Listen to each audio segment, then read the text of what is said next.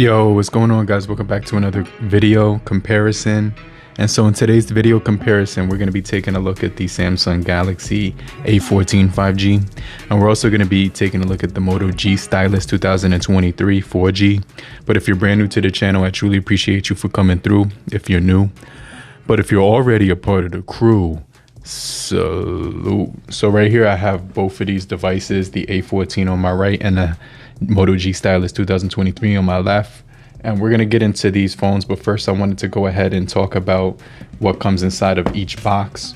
And so when it comes to the Moto G Stylus, you're getting that recyclable materials, which is cool because the box is completely made of cardboard and it's plastic free with soy ink, so it's going to be environmentally friendly. So you get the cover right here, which is like this, feels like a paper type material. You get your cover here, you get your user manual and your startup guide, you get your charging cable, which is going to be the type C to type A. So you can see right here, type C, type A, which is going to give you a pretty decent amount of charging. And as far as the charging speeds of the Motorola G Stylus, it's going to be giving you as far as the charging speeds, you're getting a pretty decent charge when it comes to it. And we'll get into that in just a second, but you're also going to be getting your SIM remover tool. And then the other thing that I just wanted to throw out there is that they don't actually offer the wall brick. So like I mentioned, they're going to both charge at a similar rate, for 15 watts for both of these. And so when it comes to the packaging on the A14 5G, you get the slide out right here, and you get the plastic material, and you get your cardboard packaging, which is going to give you a type C to type C cable. So I just want to throw out there that it's the type C to type C. You get your SIM remover tool inside here, and then you're pretty much getting your startup guide and your terms and conditions. All right, so now I'm going to take a look at both of the smartphones. Let's put the boxes off to the side, and holding them in the hand, they have a decent weight to them. They actually both feel pretty comparable when it comes to the overall weight. And so they're going to be a pretty decent price too, because they're both $199. So that's the similar thing about them, is that they're both $199. Now when it comes to the bodies of these devices, and I'll make sure I leave the cheapest links down below, but let me just kind of show you what I'm talking about when it comes to the build quality. And so we're getting the matted material on the backs, which is going to be really awesome because they're not going to gather fingerprints on the back of each phone, which I really do like. I do like the build quality. And I did notice this little case, this little shield for the camera actually has a few scratches on it. So it does scratch a little bit easy when that's actually hitting a surface that has some that's kind of sharp. But on the right side, you're actually going to be getting your fingerprint sensor on both of these right here where the power button is. And then you have your volume rocker right above that. The Moto G has like a little groove right there, so you can kind of feel the separation of the top volume rocker and the bottom one. At the top of each device, you're getting your microphones on both. Turning it to the other side, you're going to see that we both have expansion of the storage up to 1 terabyte. And the Moto G is a little bit shorter than the A14 when it comes to the size comparison. So it's going to be a little bit taller on the A14 5G. And then on the bottoms, this is where it's a big, you can see the A14 is a little bit taller, and it's got the 3.5 millimeter headphone jacks, the type C for charging, the microphone on the Moto G, and then the speakers. The microphones here on the A14, so different spots. And then you actually get the Stylus. Both of these do support single firing speakers, so they're not going to both be dual speakers, but you do get the Stylus when it comes to using the Moto G, which is definitely going to be a little bit cooler because it's going to give you the option to actually use the stylus pen. So one of the things I wanted to test was how fast the fingerprints are. And so you do get tap to wake on the Moto, on the Samsung has tap to wake, which is cool. Double tap to unlock, double tap to lock, and then the Moto G actually has that wake up feature where when you lift it, you can see your notifications right here, which is cool. And they both have facial recognition and they both have that fingerprint. But let's test out the speeds of the fingerprints on the count of 3. 1, 2, 3. Let's do that one more time. 1, 2, 3. But that time it was quicker on the A14. Let's do that one more time. 1, 2, 3. I thought I hit the A14, but I didn't. Let's do that one more time. And this is the final time. 1, 2, 3. So let me know which one you thought opened up quicker, okay? Now, when it comes to the software, they're both running Android 13. However, you can see that the notifications are different. The notification screen here on the Moto is up top, whereas when I pull it down from the Samsung, it's at the bottom. So they actually make it a lot easier for one-handed use. And so they're gonna have similar features as well that I wanna talk about. They both have some, cool features that are here at the notifications. So you get your flashlight and stuff. You get Dolby Atmos on the A14 for Bluetooth and for headphones with the wired mode. You can see right here. And then turn it here. You do get the Dolby Atmos for the Moto G as well. But this one lets you hear it through the speakers, which is kind of cool because it's actually going to boost the sound quality. You also do get GIF maker, screencast, screen recording, and you get family space, and you also do get the dark theme and the calculator. And on the A14, you get, kids modes for making sure you can manage your time more efficiently. You get protect your battery, you get quick share, mobile hotspot, and things of that sort. Now, what's pretty cool is they both have adaptive smoothness. That's what it's called on the Samsung. On the Moto G, it's called display refresh rate. And so you can change it from 90 to 60 or auto on the Moto. Whereas on the Samsung, you could do it as adaptive as well. And so you can get 90 or 60 on the Samsung, but this one actually gives you auto 60 and 90. So I just kind of want to throw that out there.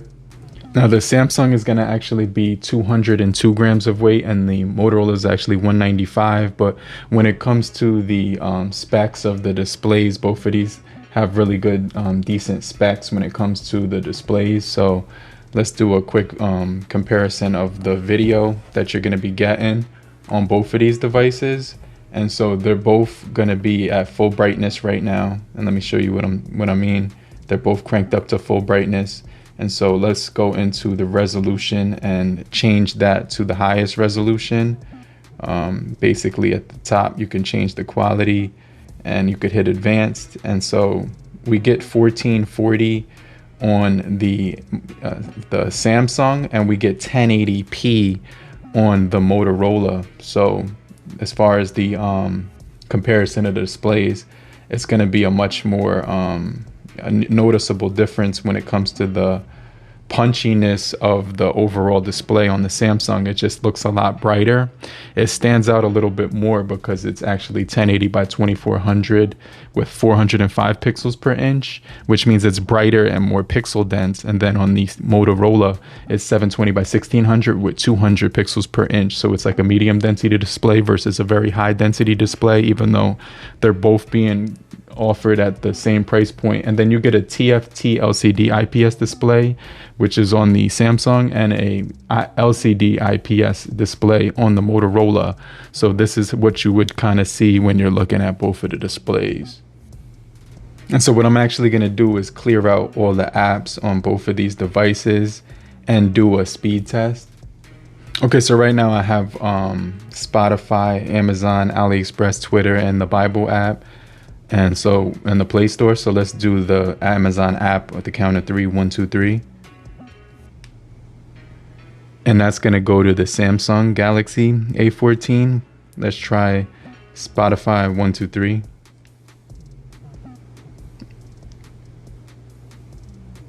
And that's going to go to the Motorola. The Motorola opened up quicker at that point. It's still loading on the Samsung. Let's try AliExpress 1, 2, 3. And that was the Samsung this time. Let's do the Play Store, 1, 2, 3. And that one was the Samsung. And then let's do Twitter, 1, 2, 3. And so that one was the Samsung. And then let's do the this one right here, which is the Bible app, 1, 2, 3. And so that was the Samsung as well. And so we're going to be testing out the speakers. First, let's try the speakers on the Motorola Moto G. And actually this has dual speakers. So let's listen to a sound sample from the Motorola G Stylus.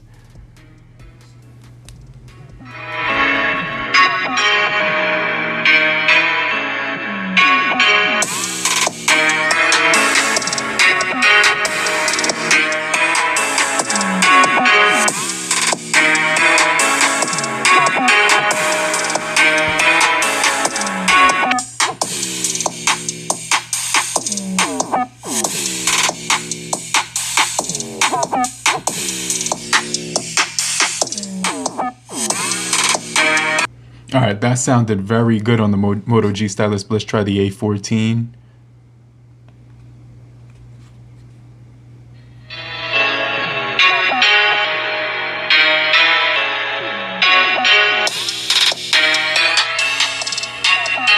And this one only has solo speakers, just one.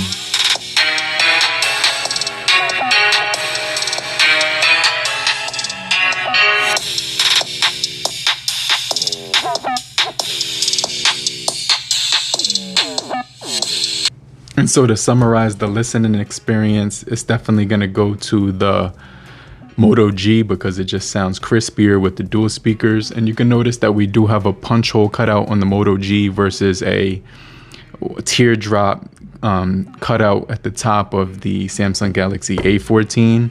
But let's jump into some performance, okay? So they both actually use game mode. We have games for the Moto and we have the game launcher for the Samsung.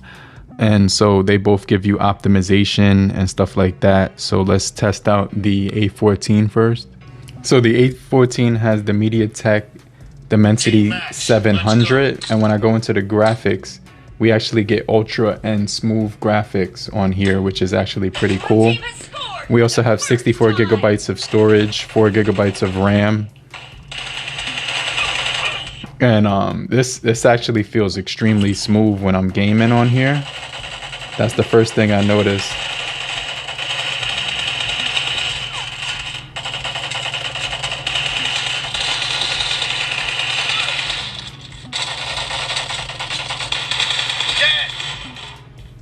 That was crazy. So there's a little bit of a freeze just because I'm having Wi-Fi issues right now. But you can see you can get first blood on here.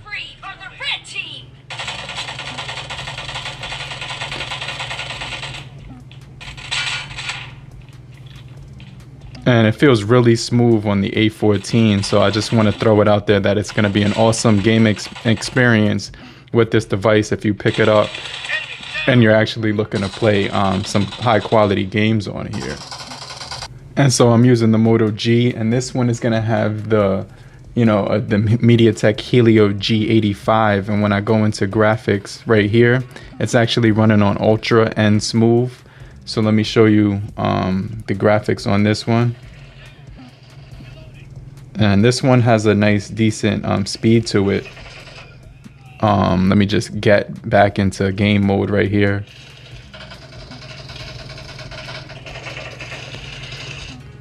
Okay, so yeah, this one actually feels smooth too. I'm running off of my internet, which is a little messed up right now, but it's actually pretty smooth on this one too. I could definitely say that the Moto G is a little bit less zippy, but it still manages to actually game very well. We also have some decent storage on this guy too. We got 4 gigabytes of RAM on this one and 64 gigabytes of internal storage. I kind of wish they both had 128. And I just noticed a little bit of stutters and slowdowns on this one. but that's probably like an internet issue more or less than it is a hardware issue. But this one actually feels really smooth. They both have 90 hertz refresh rate. So if it was to be my choice of which one I would want to choose, I might want to go with the Samsung just because it has that higher display, and it also does have a better processing chip with the Dimensity 700. So I just kind of wanted to throw it out there that the Samsung might be a little bit better when it comes to the overall gaming. But they're both really good when it comes to gaming, so I just kind of wanted to throw that out there. Now, as far as the cameras, they both have 50 megapixel main cameras, and the Moto G is gonna have a 2 megapixel, macro lens. And so the other thing is that it's gonna have a on the front of the Moto G is gonna be an 8 megapixel, and then on the Samsung you're getting a 50 megapixel with a 2 megapixel macro, 2 megapixel portrait, and on the front we're actually getting a 13 megapixel. So let's go into the camera software and kind of compare both of these things when it comes to the cameras. And so basically they're both recording in 1080p. Let's just take some sample shots with the Samsung here. And let's do it on the Moto right here. And Samsung's always known for their like colors and stuff like that, like the punchy colors and saturation. You can see we get the macro camera on both of these things. So we do get the macro lens, so we can take really close-up shots on both. And so that's going to be awesome when it comes to taking photography. You're getting the pro mode for pictures, but not for video on both of these. But one of the things I like is you get that high res mode for the Moto, and you get dual capture for video and pictures on the Moto, so you can actually record what's in front of you and behind you at the same time on the Moto, which is awesome.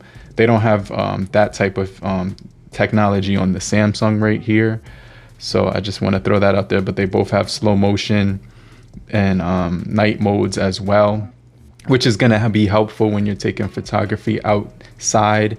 When you go into the video modes on both of these things, they both give you 1080-30, and you can change the resolutions right here from full screen to 1960 on the Moto for video. But you know, you could, and then this one gives you 1:1, but you don't get 1:1 on the Moto. So I usually record at 19:16. And so when it comes to taking photos with these things, let me just show you how they look when it comes to the photos. And the photos actually look very detailed on both of these. So it's just a matter of preference. You get more punchy colors on the Samsung, and they both have really good detail. It's just a little bit brighter on the Samsung, maybe because of the display, but I could see all of the dirt right here on the Moto around his neck, and it's a little bit more high quality. I can still see the dirt on the Samsung, but they both actually look really good when it comes to the overall details that they capture. But let's jump into the selfie shooters as well, so I can show you guys what it looks like when we take a portrait on both. I'm gonna actually turn the cameras around right now and take a quick portrait shot on both. And you can mess around with the blur right here on the Samsung. I don't see that mode. Oh yeah, here it is for the Moto. You can actually do that too. So you can actually mess around with the blur effect as well. So let's take a quick picture. And they give you group selfie on the Samsung, so you can see you can make it a wider aspect. So it looks clearer on the Samsung right now. Let's take a quick picture, okay? And they're both at 3:4 when it comes to the aspect ratio of the shot, and that Samsung actually looks really good, but so does the Moto. So it's just a matter of preference. They both actually nailed my skin complexion. And so right here, the front facing shooter I would have to give to the Samsung. It just looks a little bit more cleaner, but the Moto actually looks really, really good as well. So it's just a matter of preference. But let me know what you guys think about the cameras in the comment section down below. And they're both going to be, batteries wise, it's going to give you a 5,000 milliamp hour battery on both. But because The display is very high resolution on the Samsung. You're probably going to get better battery life, definitely better battery life on the Moto. And as far as updates, you're going to get 3 years of software updates on the Samsung versus only 1 year of letter upgrades on the Moto. But you're going to get like 5 years on the Samsung and like 3 to 4 years with regular updates on the Moto. But let me know what you guys think about both of these devices in the comment section down below. I definitely think they're going to be pretty cool smartphones to check out. I'm going to check you guys later, but let me know in the comment section which one you would pick in the comment section, and I'll get right back with you. But if you made it to the end of the video, just type "I'm still here," so I know you're still kicking it with me. And I just want to remind you to hit the like button so we can get this video out to more people and to beat the YouTube algorithm. And I'll get back with you later, crew. Peace.